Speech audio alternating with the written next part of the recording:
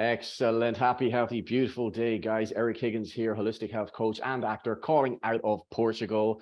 And we are on this call today to share simplified nutrition for your optimal health with one of the best in the game of clinical nutrition, Dr. Bob Rakowski, 33 years in clinical practice, educating all walks of life to be their absolute best through root cause medicine or functional medicine, really identifying what an individual needs to excel and become their best self. That's coming from world-class Olympic athletes to the other end of the spectrum, people who have been sent home to die by the traditional medical model as they had no solutions because they ran out of prescriptions, obviously, or ideas in that model that couldn't really help the person. So we're going to be keeping things simple today, and you're going to be learning what are the simple, basic guidelines for nutrition. What do we need to know? What are some of the things we need to look out for? And for any of you guys who may have tried to advise family members or friends in the past and struggled because you don't have the degree, or you don't necessarily, maybe you don't even demonstrate the best health yourself. So, we have to live our own advice. But either way, this is a great opportunity for us to share this information with those we care about, because nutrition is so important. I heard Dr. Bob once say that we aren't what we eat, we are what we do not eliminate. So our whole processes of elimination has to be increased and working at its best in order for us to really take the best of nutrition out of us and allow the body to heal and to grow. So Dr. Bob, super grateful to be on this call to help educate people on the basics of nutrition. So welcome. Great to have you here for this Tuesday call. Well, Eric, always a joy. People should know you by now as the Irish Superman, just always bringing goodness to the world, strength, good training, good wisdom. And you asked this question, why do so many people struggle? And what's the issue going on there? Well, there's a lot of misinformation. So maybe we can get some clarity starting now. If we go back, whatever we're looking at, however many recorded years of human history, maybe the recording goes back 10, 20,000 years, humans probably 100,000 years. But I might ask the question, and I'll ask it of you, how much do you think our nutritional needs have changed over the last 100,000 years versus our food supply? How much do you think that's changed in maybe the last 200 years? So what's your take on that, my friend? I would say the needs probably have shifted in regards that we need more good nutrition, but perhaps we're eating less. So the balance is tipped quantifiably in the opposite direction, that we are in greater need for quality nutrition than we ever have in our lifetimes, I would assume, Dr. Bob. Well, you know what, and that's a very enlightened point of view, because if you look back at the caveman, how many calories did he need? How many micronutrients, et cetera, did he need? But now you look that we're dealing with toxins. We may have stress at the highest level, and then we're dealing with the depleted food source. So ultimately where we get our nutrition has to change because our source has been profoundly depleted. So on one level, our nutrition needs probably haven't changed much in terms of baseline, but when you look at the stress, the toxins and other things going on, pretty dramatic. The caveman didn't have to take a good multivitamin, multimineral, but today you're probably in trouble if you don't. Yeah, we really, really are, and this is something, that I would like to touch on as well, because I've commonly heard people say when I've talked to them about nutrition and supplementation that they will get it in their diet. They'll get their baseline in their diet. Way back when I was starting to promote supplementation, I felt like I really needed to be an educator and almost have to sell people on the idea to even need supplements in the first place. And for me, it was a little exhausting, to be honest. I didn't feel so good about it. And then I started to question myself, do we really need supplementation? And then I did some digging and really started to look at the quality of foods and what way we behave with the current standard of food. And I would love for you to comment on that, Dr. Bob. What would you say to someone who thinks they're going to get their nutrition entirely from their food? Well, good luck with that. They really haven't looked at soil science and what we've done to the soil over the last, especially 100 years. It's suggested that it takes the globe, it takes the planet, it takes the ecosystem 1,000 years to generate 1 inch of topsoil, that which is really, really nutrient rich to provide for the plants that provide for the animals, and plants and animals provide for the humans. But it's estimated in the last 60 years, we depleted 60 inches of that topsoil. And it's a simple math challenge. It takes 30 elements to create healthy plants, animals, and humans. But about 100 years or so, give or take a decade, scientists figured out that they could grow a big plant with 3 elements, nitrogen, phosphorus, and potassium. And you don't have to be a math whiz to realize if you pull 30 units out, and that's what plants do, for only 3 you put back in, you're going to be in trouble. And even CIA.gov more than a decade ago used these words. They said the global depletion of non-renewable mineral resources is creating health challenges across the world. If you think you're going to get it from your food, good luck with that. Just not happening these days. We'll certainly come back around to supplementation as we get through the call, but what is the impact then if we're looking at this destruction of the soil and it taking so long to replenish because of the lack of foresight or lack of common sense, if you would, because let's be honest, common sense is not that common these days, it appears. But what is the impact then of poor nutrition consumption and this cultivation of commercially raised crops across the globe? Yeah, I'm going to share a screen. And this is the Global Nutrition Report. And where do I go with that to get a bigger screen? Let me know. Are you seeing that full screen now? Gotcha. Okay. We got you half and half, Dr. Bob. Yep. Yeah, ultimately, they come out with this about every decade. And what they found, very, very simply, 2020, there's something else that made the press that year, but malnutrition is the leading cause of death globally. And the sad reality is every single country on planet Earth suffers from malnutrition. So you might ask, what in the world is going on here? These profoundly developed, rich nations. Well, what's happened is we have depleted the soil. So what's the impact? Number one cause of death. And number two is not even in the same octave. I mean, it's just beyond sad what we've allowed to happen to the planet. And, it's kind of happened right under our nose. We watched it happen. We've watched people get fat and sick. And chronic disease is the norm, obesity, people constantly being hungry because they're not getting the nutrition in their food. That's a big part of it. When you eat something that's very, very nutritious, it tends to be a lot more satisfying. But, you eat this stuff that's literally, a researcher out of Yale says, food in this country is engineered to be addictive. What do we have? We have a people that are addicted to junk, fat, sick, chronically ill. And really, when you said it just about chronically ill, the impact that has on the brain really slows everything down and really dumbs down the population quite bluntly, because malnutrition brain is essentially a brain that's not open to reason. It's not really going to be using much logic, I would imagine, and certainly not making the best decisions based on the environment that's been created because of this food, right? Yeah, well, let's take it a little further.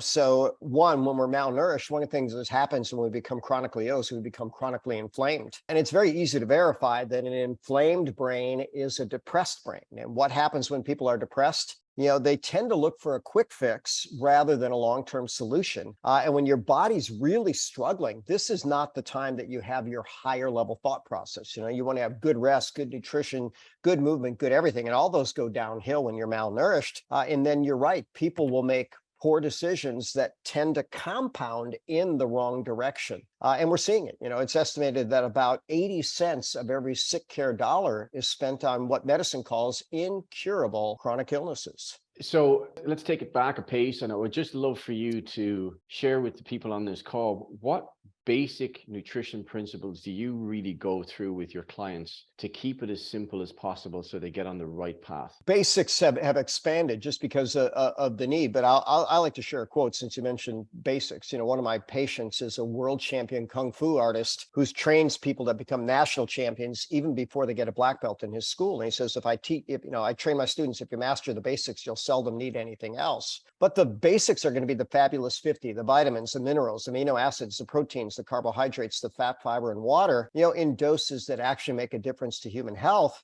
And I'll share one of my favorite quotes from a researcher named Barry Sears. And he and I were co-lecturing at a conference in the early 2000s, right after his book, The Zone, came out. And Dr. Sears put up then a copy of what was the USDA food pyramid. And by the way this pyramid got to be was the lobbyists who spent the most money got the most votes for their food. But very, very simply, his statement was, if ever there was a terrorist-like plot designed to destroy the health of the world, this would be it.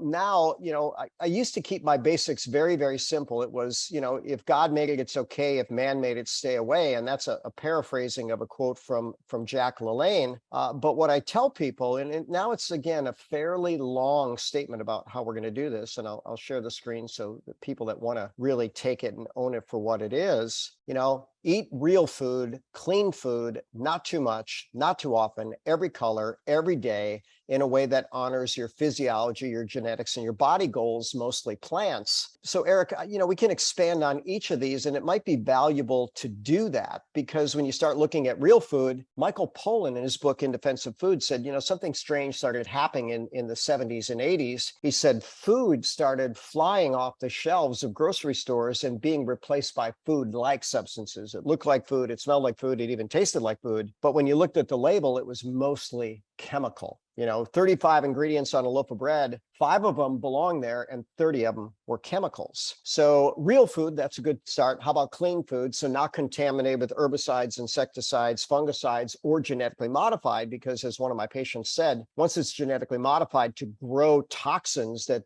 are going to scare off insects and be stronger against certain other poisons like Roundup, you can't wash that off. It's in the genes of the plant and you're getting that. Not too much. Calorie restriction, the number one mechanism of longevity ever studied. We go back to a Ben Franklin quote, and people can verify this. He says, in my lifetime, I saw a few people die of hunger, but of eating 100,000. So a couple hundred years ago, people were eating themselves into the grave. Not too often. Intermittent fasting, Nobel Prize nominated research, helps your body recycle bad tissue. Every color, because every color has a different nutrient profile every day. That's how often we should nourish ourselves in ways that honor your genetics. Hey, listen, if you were born in, the Arctic Circle and you were an Inuit Eskimo, well, guess what? You need a lot of fish fat, blubber. Whereas if you're born as an Aborigine, well, guess what? You have, scarce vegetables and a little bit of animal.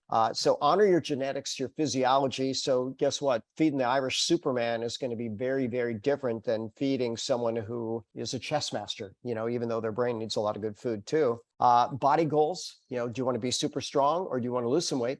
There's a difference there. And mostly plants, and some people on the keto diet say, well, men were, most or humankind was mostly animal consumers. And as one of my good students said, you know what? Plants don't run very fast. So, if someone wanted something that was going to be fairly easy, picking that fruit off that tree was probably pretty easy to do.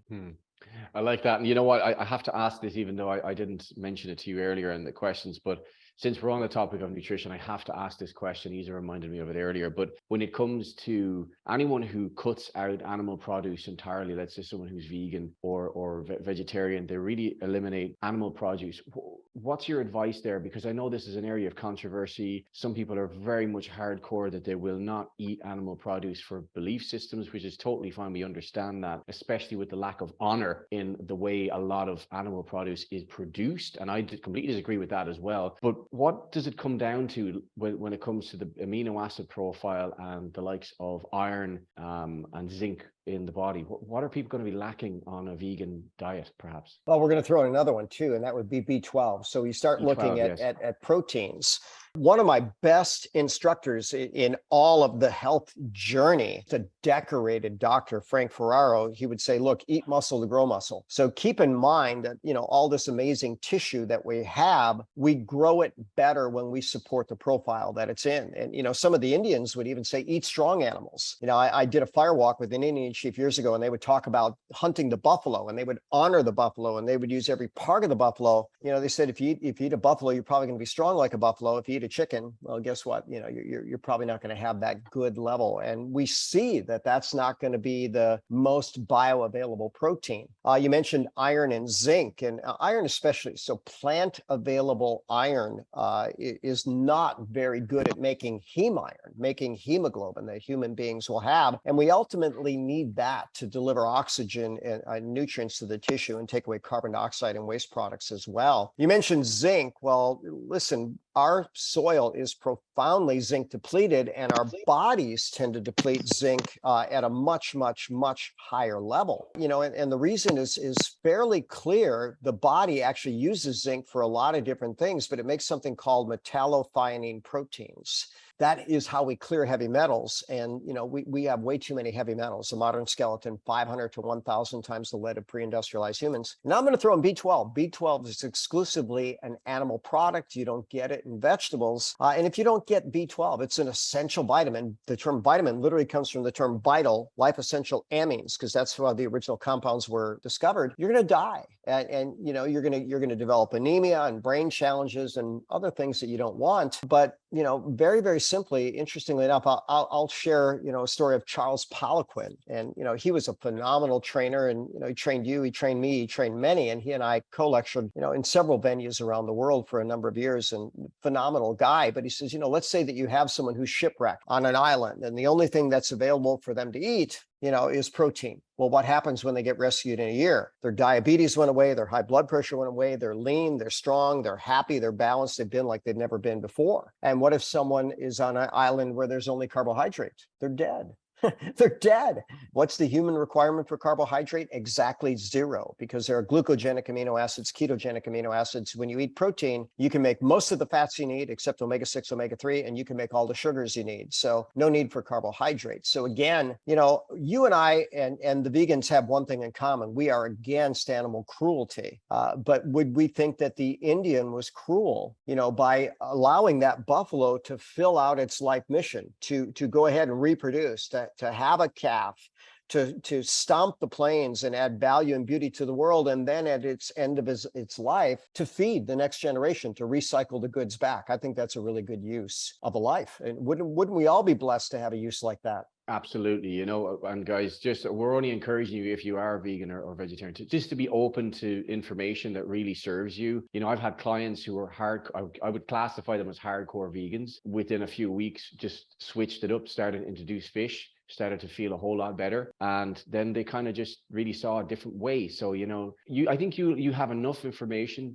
to feel how your body responds when you try different foods. And as Dr. Bob usually says, introduce one new food at a time and see how you tolerate it, as everybody is different and has slightly different needs. But when it comes to organic versus commercially raised produce, Dr. Bob, what are we dealing with here? What's the main difference? Well, certainly nutrient density. And if it's grown in better soil, we're going to have better vitamins, minerals, things like that. But keep in mind, even if it's grown in the same soil, there are going to be different phytochemicals. And that's what they found. So for instance, the use it or lose it principle is going to apply to plants, animals, and humans. So very, very simply, as a prop, if I put my arm in a sling, and I just keep it in a sling and I never use it, and one day you say, well, let's go throw the football. I take my arm out. I can't raise my shoulder. I can't do anything with it. Why? Because disuse leads to dysfunction. In the muscle case, we call it disuse atrophy. Well, when these plants are relying on herbicides, insecticides, fungicides for their immune system, they never develop an immune system of their own. And what we are beginning to see is it's not the vitamins, it's not the minerals that are going to be as big a problem in the commercially raised plants, but they don't have an immune system. And when we eat plants that have an immune system, we get an immune benefit. And in fact, there's something called forest bathing, which became popular in Japan. And they realized that if you just walk through the forest, if you spend a weekend breathing fresh air, you have a measurable immune benefit that lasts 30 days. And the chemicals are called phytoncides, and that's with a P-H-Y-T, like phyto being the plant kingdom, sides, killers, plant killers, but what they actually kill are things that aren't good for the plant and aren't good for the human. And so we get that wonderful passive immunity from healthy plants and almost none of it. And then we can throw in the herbicides, insecticides, fungicides, the poisoning of the entire environment. And you start looking up Roundup, also known as glyphosate. It's linked to cancer, brain challenges,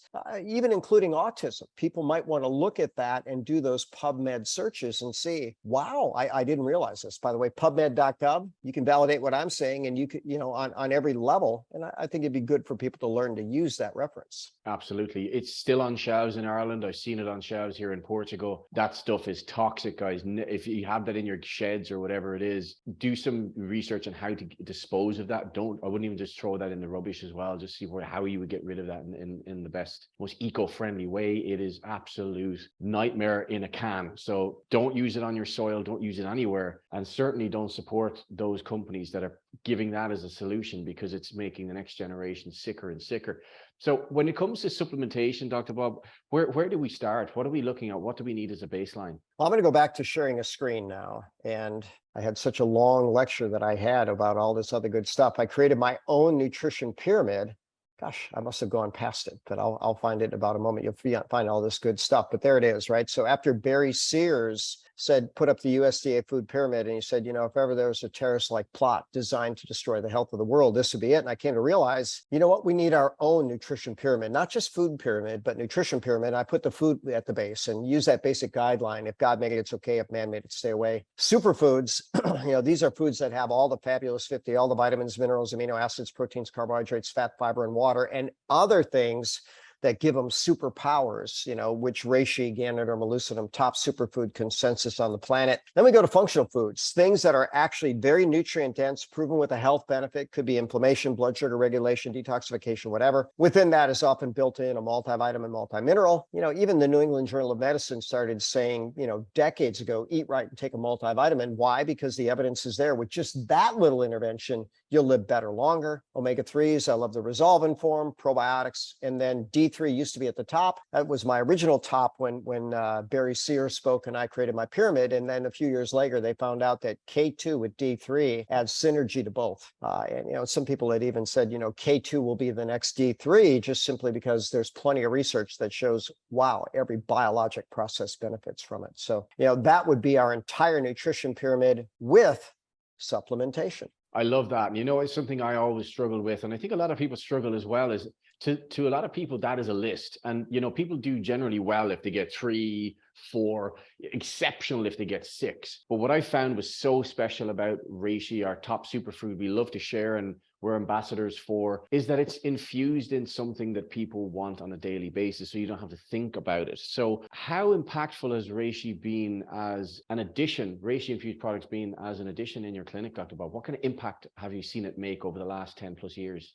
Well, let's even go with the past 30 years, because I started it right in the very beginning. I tell people that if I could attribute one thing to my professional success, it would be having many great mentors, and I would visit successful doctors for one reason. I wanted to be a successful doctor. And one gifted me a book called Reishi, King of Herbs. He says, you know what, this has made a huge difference in my practice for my patients. Learn about this. There's no harm to it. Give it to as many people as can take it. So, I invested in my patients' health through reishi all the way back from year one. But back then I would use tinctures, alcohol-based products that people would take it and it tasted so bad that they had to have a reason. They had to have an infection, extreme fatigue, something that they wanted to overcome. And then now fast forward to about a decade ago, I was introduced to reishi-infused coffee. And I was surprised. I said, look, I like my coffee. I'm not going to ruin my coffee with reishi in it. But just the opposite happened. One, the coffee was as gourmet through a very special patented process. The coffee was alkaline. That's a big advantage. And then with reishi in it,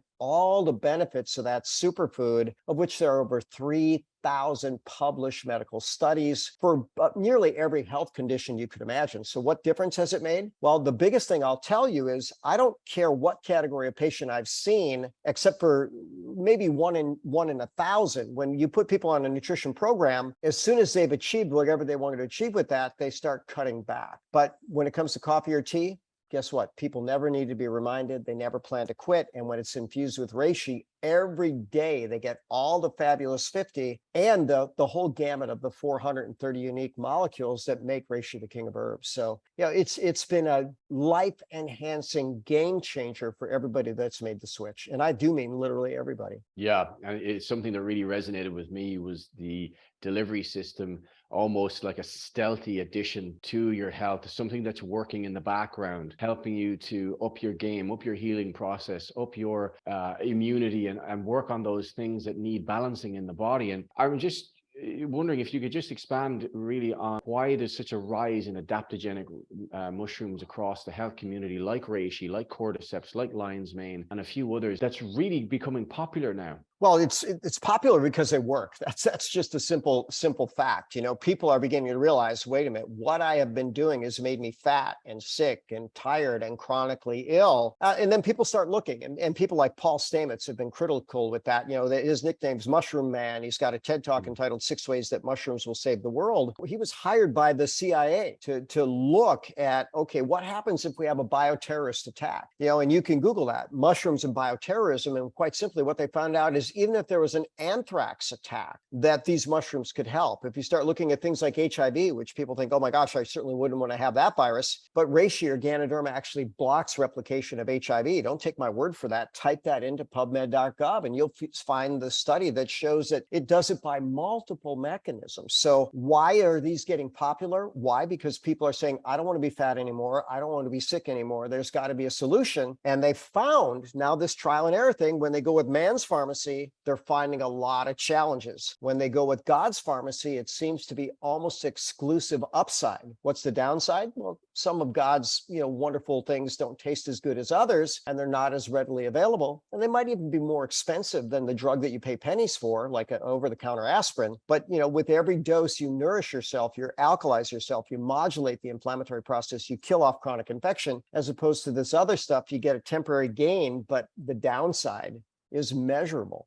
Wow. And when you combine that with people's increasing their baseline of health through their nutrition and of course moving, because movement is critical for overall well-being, and of course the detoxification process, what do you suspect people will start to experience with that combination of those three, which is movement, your baseline of nutrition increased, and the addition of the king of all superfoods, reishi, into the mix? I'm going to throw in sleep as a third. And by the way, while you mentioned movement, and you're such a humble guy, if you're watching this, go to Reishi Warriors on Instagram, and you're going to find out whatever your level of movement, you can up it professionally, beautifully, amazingly, from world experts that understand safety and effectiveness. But what do we see, especially if we throw in sleep, those big three: nourish yourself, sleep, then the reishi alkalizes, detoxifies, et cetera, et cetera. For some people, literally life-saving. I've got some of those videos on my YouTube channel, people sentenced to death, or maybe a foot sentenced to death. I often use that picture, and I'll share a slide because they used to say a picture's worth 1,000 words. No, a picture's worth 2 million words. And you look at this, and this foot was given a death sentence on day one. It was supposed to be amputated 2 days later, but look at it 2 weeks later and 17 months later. Now, did we have Maureen eat right? Absolutely. Did we have her move right? You bet. Did we have her sleep right? You bet. By the way, we could throw in poop right too, right? Because toxins are a big challenge too. And poop right is my basic term for how to eliminate toxins, but your liver and kidneys and skin and lungs all help to eliminate those toxins. But you dot the I's, cross the T's, and miracles can happen. And how fun to be a part of that. What if you led someone to a simple choice that would make their whole life better? How powerful would that be, and how rewarding? And, I tell people, we do this consistently. If we lead one person to a consistently better choices and their life is better, our job is done. Everything else is just a bonus on top of that. There we go. I couldn't have said it better, Dr. Bob. Our mission is 100,000 by the end of next year is the start. We really want to increase our exposure for this solution because we're in the solutions game. I don't care what's going on in your life. You need as much support as you possibly can in order to be your best self, to be that inner warrior for yourself and for everyone else in your life. So you can step up, because I think we are always going to be challenged. You're either going to have to step up by being overcome by the surprise of life, or you're prepared and ready and expecting challenges to come your way, and you need to do your due diligence when it comes to nutrition and your overall well-being in order to be that person. So there's more to it than just, I think I need to tweak my diet. You need to tweak your mindset and your focus and your intention in order to make all those areas of your life better. So we need to make a hard stop in T-4 minutes. Facebook to see what questions you may have. I see the first one here. Well, there's some in Zoom. Let me grab that one real quick. 16-year-old nephew, skull fracture and bleeding, spores. The reishi spores are out of stock in South Africa. Go with the Ganoderma lucidum. Go with the mycelium. They can do it every waking hour. He can have as much king as he wants. We've got to get that to resolve. What foods can assist a pregnant mom with hemoglobin? That would be red meats. Red meats have very good absorbable heme iron. And by the way, in South Africa, there's a company called Amy Pro, great company. They sponsored some of my seminars there. They have a product called Hemogenics. 17-year-old diabetic, which products are suitable? All of them. And, even ones with sugar with reishi are much better than anything that doesn't have reishi in it. And that may help him, get off of sugar himself. But, king is going to be best. Spores are going to be best. What's the best way to lower insulin resistance? Ketogenic diet, exercise, good sleep, stress management. What would I do for a respiratory infection? Not the popular virus. I would do Ganoderma spores every waking hour and cordyceps in the red tea. Those are absolutely great. And let's go to Facebook before our hard stop. Beautiful, beautiful. So guys, we're going to have to come to an end on the call. I hope you got value from this call. Like I said, this information won't share itself. This will be on Dr. Bob's YouTube channel, and edit you guys can share towards the end of the week. We will be back next week with a different topic. We will be back this Saturday with a conversation around business, our idea of entrepreneurship, and how we're expanding this and reaching more people around the world. So if you're not motivated by money, great. I'm sure you know people who are, or people you can impact by creating more abundance and give them all the income, because we have an epic business that can actually allow you to not only help with your health, but also help with your wealth. So Dr. Bob, great to have you on this call. Great to have you all joining us on Zoom and on Instagram. Really appreciate you guys showing up. So have an epic day. I'll leave the last words to you, Dr. Bob. We'll see you on this mastermind training with Mr. Eric Worre. Yeah, I'm going to wrap up quick. I'm Dr. Bob Rakowski, absolutely knowing that we can all be happy, healthy, and successful. So in that part of the world, good night and God bless. In this part of the world, good day and God bless always.